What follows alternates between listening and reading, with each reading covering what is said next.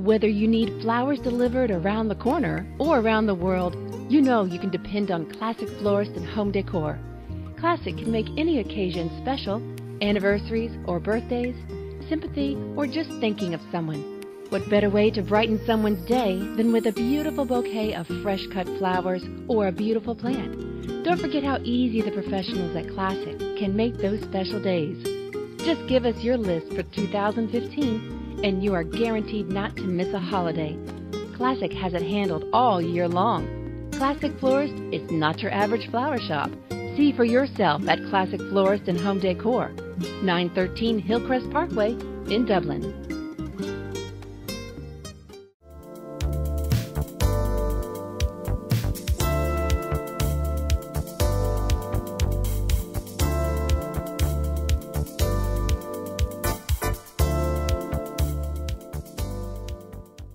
Hi everyone, we'd like to welcome you to Real Talk. I'm your host, Pat Terrio, and we are here at the Dudley Fire Department really wanting to honor the men of the volunteer firefighter. We've got Mr. Jared Mathis with us. How are you? I'm good. How are you? Doing very well. We're so thankful that we were able to come out to meet with you, and for one, just to thank you for your service, for how you are definitely serving this community. Yes, ma'am.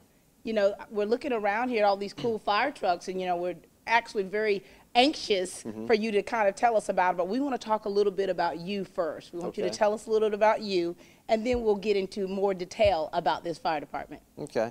Well, as you said, my name is Jared Mathis, and I've been a firefighter here in Lawrence County, and specifically this station in Dudley, for around 13 years. Full-time, I work for Choo Choo Building Mart here out of Dublin. We have a satellite store up in Perry, Georgia, and I sell residential building materials in the Perry, Warner Robins, Houston County market, and really all of central Georgia, but mainly concentrated up that way. So I do that full time to make a living and volunteer when I'm not at work and not with my family. Now, so you're very busy, so you're on the road quite a bit. Yes, ma'am. And talk to us about your family. We're eager to hear about your family. Well, I got a wife and a little girl. She'd probably be here with me right now if I'd have let her came. Oh, my God. But, and she'd have stole the show.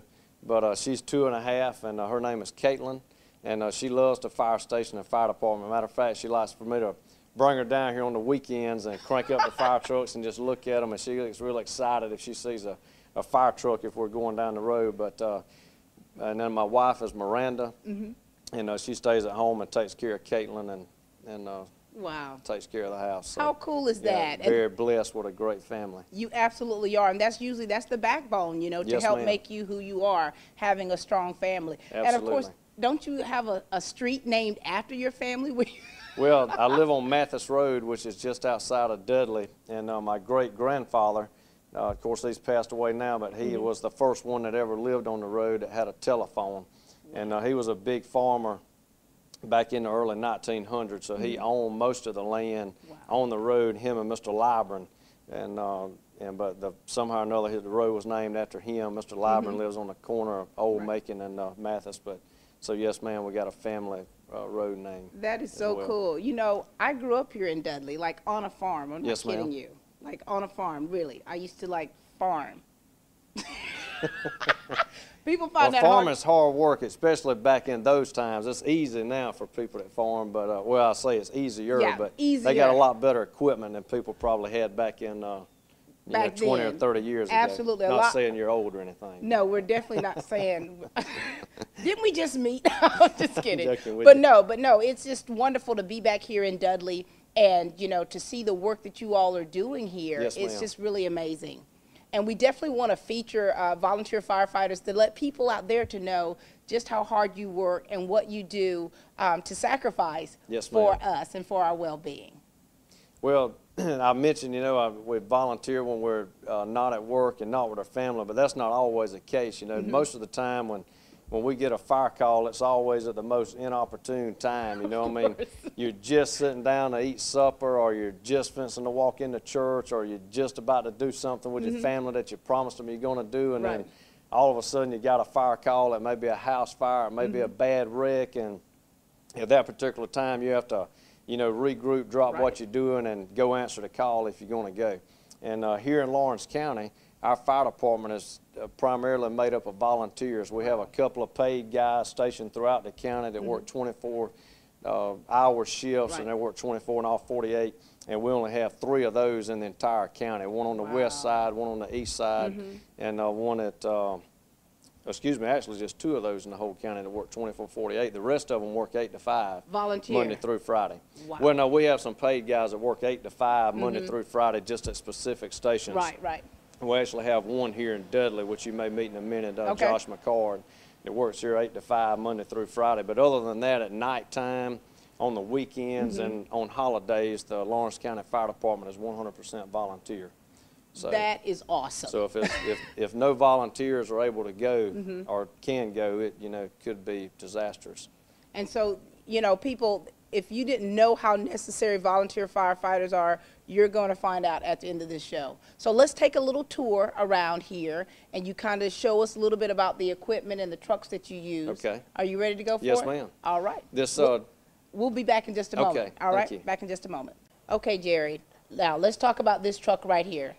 This truck is a 1948 Chevrolet. It was one of the first fire trucks that the city of Dudley ever had. And if you can imagine back in the late 40s and early 50s of going to a call in the cold and rain and sitting on an open cab, it would have to be monumental. And our fire chief, that's still the current fire chief here in the city of Dudley, Doyle Brown, he's been a firefighter for 52 years. Wow. He actually responded to calls in this truck Like when he actually- was first in the fire department, when he was in his 20s. If you guys could actually see this, I mean, So- this is so cool. Like, this is like antiquated. Yes, ma'am. It's definitely would be considered an antique fire truck in this time, and it still runs well. We don't use it to fight fires anymore, of course, but we do use it for parades. Okay. And its most important function now is it is our funeral detail truck for the Lawrence County Fire Honor Guard. Oh. And so we use this truck anytime that we do a funeral for a firefighter that's passed away, either in the line of duty or somebody that may have just passed away from natural causes. If they request a fire department funeral, this will be the truck you see in the procession. Wow. So they fit, the casket fits right here in the back? Is that Yes, where it ma'am. fits? We were gracious enough to have a funeral home donate an old system out of an old hearse, and the casket will fit actually in the back of this truck, and you can see it up above the rear bed going down the highway. So it's a very solemn, It is. I very was solemn thinking- truck if we use it. We hope we don't. We hope we don't use it. Is always our goal, but we do have it in the event that we do need Absolutely. something. And this is actually a wooden ladder. Yes, ma'am. That's actually an original ladder that was on this truck back in the late 40s and early 50s. So this truck's got a lot of history. It probably could tell us a lot of stories if it could talk to us. So. Oh my gosh, I bet it could. It's so amazing. And look at all the, now, so what has changed in this type truck and then, to the trucks you use now? Like, I mean, you've got several trucks out here. So let's take a look at the other ones and let's see what the difference is through the Okay. years, what's happened. Well, it's a difference in daylight and dark, obviously. This truck here probably only used to have about a 200 to 250 gallon water tank on it. And could probably only pump, maybe 100 or so gallons a minute. And the trucks we've got now have got 1,000+ gallons of water on them and can pump 1,250 gallons a minute. So just the difference in equipment is a lot. Plus, we ride in a cab now with seat belts on and everything else, and Air condition, and heat heaters. and all that. So. All right. Well, A so lot much has has changed. changed. Yes, But ma'am. it's crazy because, firefighters still were getting the job done years ago with vehicles Absolutely. like this, with the limitations that they had. There were still fires. I mean, fires haven't, Fires haven't changed. They were still putting fires out, and matter of fact, this truck here was used on a school fire, I think here in Dudley back in the late 50s, early 60s. So you're definitely right. It was used the same as we use our trucks now. This is so cool, But it was a lot tougher. It was kind of like that farming we was talking about earlier. It was a lot tougher back then than it is now with modern equipment. So. Absolutely, absolutely. All right, well, let's continue on and look at some of these other vehicles. Okay. All right, cool. All right, Jared, now we're looking at this truck. It looks brand new. Yes, ma'am, it is. This is a 2014 International truck. We got it just last year. This is our primary pumper up here for Dudley and the north end of the county. Anytime we have a structure fire, a vehicle fire, any kind of call involving a fire, or basically any type of emergency call except for a wreck. This is our first truck out. This truck here has 1,000 gallons of water on it and has a capability of pumping 1,250 gallons a minute. If you look out the back glass there, this truck has what's called a top mount pump. And what we really like about a top mount pump is if we're at a house fire, no matter which side of the truck the fire is on, the guy running the pump can see all the way around the truck. His view's never obstructed, so your pump operator can serve as a safety officer as well. It kind of gives him an elevated point to be able to see the entire scene and what's going on. So, very nice truck. All right, now, Jared, you just opened some doors. Tell us about all this equipment here you've got. Yes, ma'am. All of our fire trucks, if you start off at the top up there, we've got plenty of flashlights in them. We got 2 on this side, 2 in the cab, in case obviously a lot of our calls are at nighttime and in inclement weather. Up at the top right up there, that's called a thermal imager. And what we can do if we go inside a house fire and we're not sure if somebody's trapped inside, we can take that thermal imager in with us, and it actually sees through the smoke and fire, and we can see if somebody's laying even behind the couch or on the other side of a bed or something like that. You can see them on that thermal imager and be able to hopefully get them out of the fire before they are overcome by it. Down below that, we have our hose appliances and nozzles, just different adapters that we might need on a fire scene. All of our fire trucks are equipped with first aid bags and oxygen. Most of the time, we're always in an emergency scene, so somebody could be having some type of problem breathing or some kind of medical emergency that we would need to render aid to. Wow. And then moving on back, these are our air packs. Anytime that we're going into a structure fire or fighting a vehicle fire, we always want to make sure we have our air pack on. And for a lot of kids, seeing a firefighter in the air pack can be scary because you just look so big and bulky. Right. But one thing that we always stress to kids is don't be scared of firefighters if your house catches on fire with all that equipment on.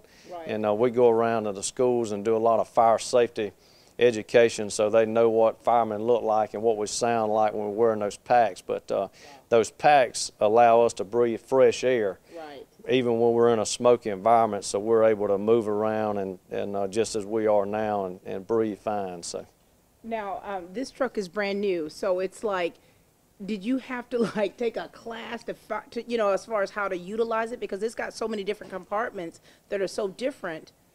Pretty much all trucks, once you got one of them figured out, it's just sort of like driving a car. They all got different gadgets and stuff on the inside, but one's pretty well flows into the next. Okay.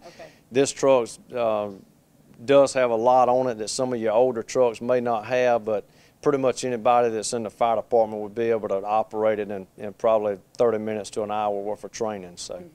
Now, as a volunteer firefighter, do you have to receive the same amount of training as a paid firefighter, or is it a different type? Or?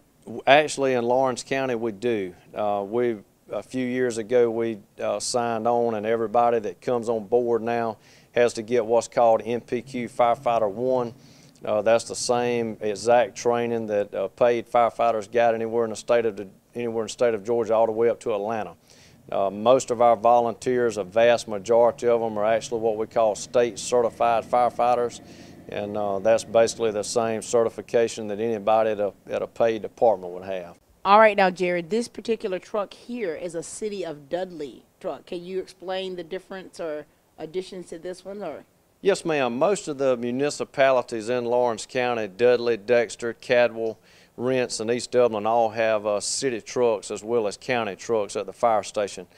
This truck here in Dudley is a pumper, just like we looked at the county truck a while ago. This truck here we primarily have set up to run all of our rescue calls. We cover I-16 from the county line all the way to Highway 257 if there's a major accident. And this particular truck is equipped with the jaws of life and airbags in case we have somebody that's trapped in a vehicle, either underneath it or just trapped inside that we have to, extricate out. Wow. Here on the ground, I took an airbag out.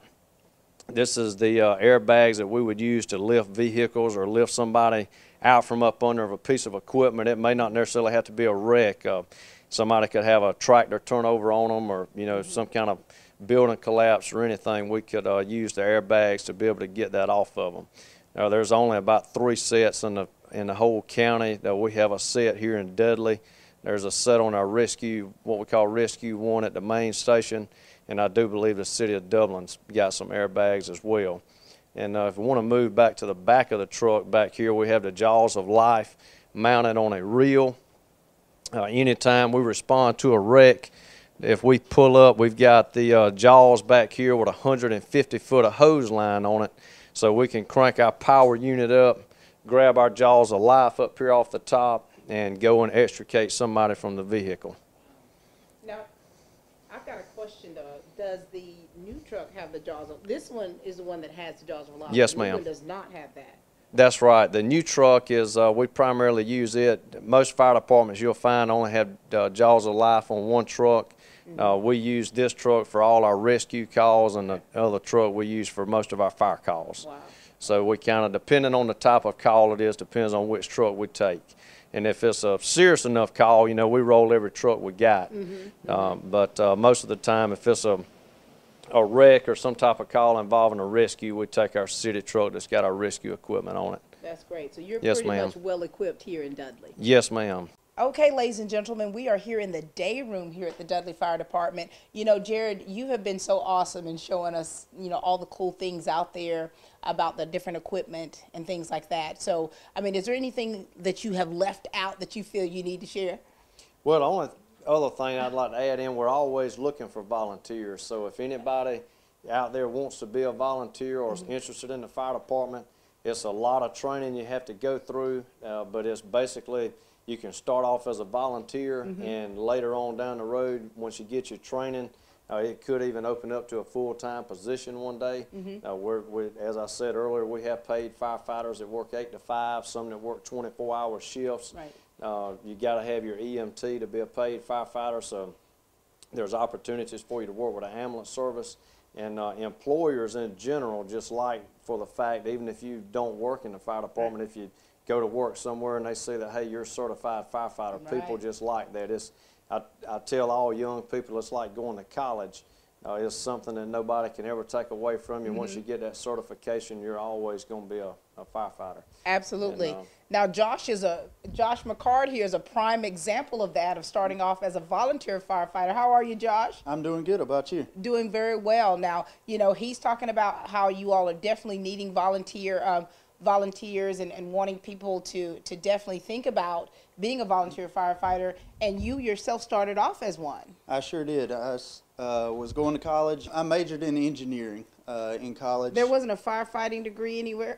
There is a firefighting degree, and I actually just finished up my That's awesome. associates in fire science. But I was going to school to be an engineer, and one of my classmates or friends at college was getting on the fire department, and I said, hey, I'll give it a try.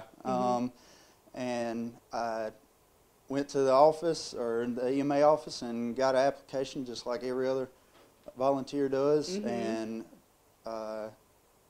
make a long story short, I got in the fire service and made a career out of it. That is fantastic, you know. And so, as a kid, did you always think to yourself, I want to be a fireman when I grow up? Because I know you have a family of public servants. I do.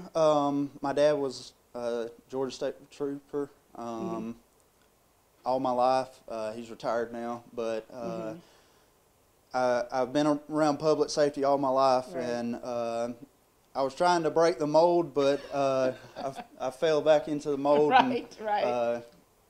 Doing public safety now. Well, we're certainly glad that you're doing what you're doing. And, you know, we want to talk about how you actually work together, you know, being a full-time firefighter, you know, an 8 to 5, and then also volunteering. How does that schedule work out here? Well, basically what happens during the day, a lot of our volunteers, such as myself, work out of the county. I'm not where I can actually leave my job and come back to a call unless it's something, you know, really major, and because I'm too far away to respond. And we've got people like Josh here at the station that can roll the truck immediately to an emergency. And then for those volunteers that are able to leave their job, they can just meet him at the scene. Right. Before we had paid firefighters, we used to have volunteers that would have to leave their job, come all the way to the station, get in the fire truck, and then go to the call. So you can imagine how much time would pass by. Right. We had, he's retired now, but Mr. Cliff Cruz used to be the assistant chief up here in Dudley. You may know him. He works at Bank of Dudley. Right. He volunteered for years and years, and he left his job many a times, had to come get the truck and then respond back before we had paid firefighters. But our paid firefighters and volunteers here in the county, and even the county firefighters and the city of Dublin firefighters, we all work very well together. That's good. And we appreciate one another, and we appreciate what Josh does. And Josh will be the first one, even when he's off work, if we have a bad call, he comes back and you might as well say he volunteers back with us. I was going to ask him that. I was going to ask him, like from a day, you know, for you, what is a day like for you? Are you normally here by yourself, or do you have others with you from time to time? Or pretty much by myself, 8 to 5, Monday through Friday. And I'll have some volunteers that are off. They'll come by and stay around the station with me and run calls with me, which makes it nice at not doing everything alone. Right. But usually, like Jared said, I'll get the truck to the scene, and volunteers will respond straight to the scene. But I'm primarily here 8 to 5, Monday through Friday. Cover the north end of the county, which is Montrose, Poplar Springs, Dudley, and Parker Dairy. Stations 1, 3, 4, and 5. And I do paperwork and make sure that all the equipment's ready to go at all the stations during the week, and respond to calls as well. That is so wonderful. And want to ask this too, you know, unless you're a business owner, how understanding are the employers of volunteer firefighters?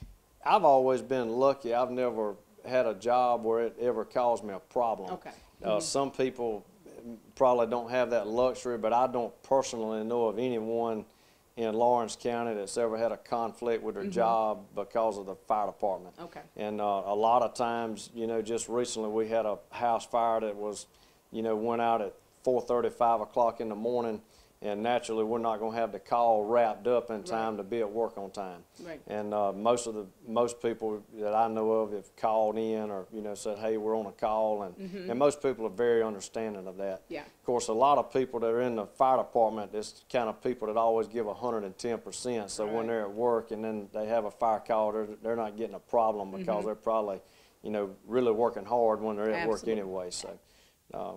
So far, it works out pretty well. Wonderful, absolutely. Now, how busy is it for you here, you know, as far as, I don't know, statistically, as far as different fires and incidences that you have to cover?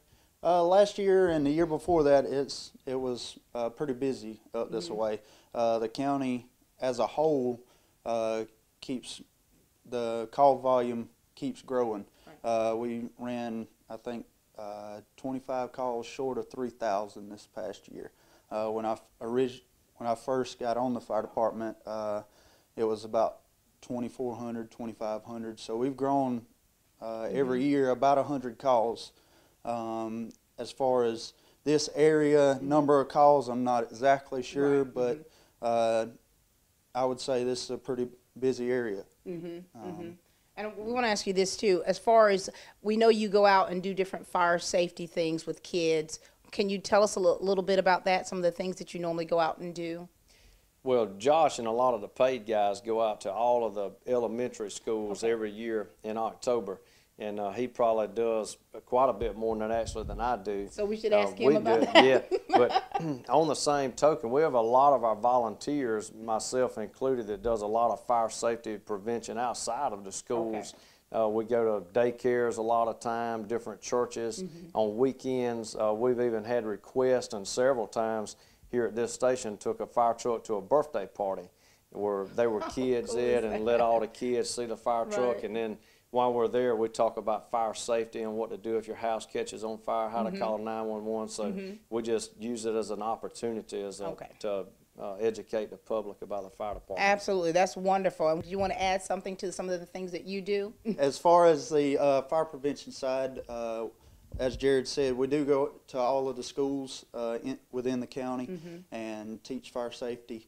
We actually got a grant from Oconee EMC about 2 years ago, and refurbished our fire safety house where we can simulate smoke and put the kids in a hazardous environment without the risk to actually teach them the dangers of house fires and also how to get out of a house fire safely. And I think between 2,500 and 3,000 students is what we've done.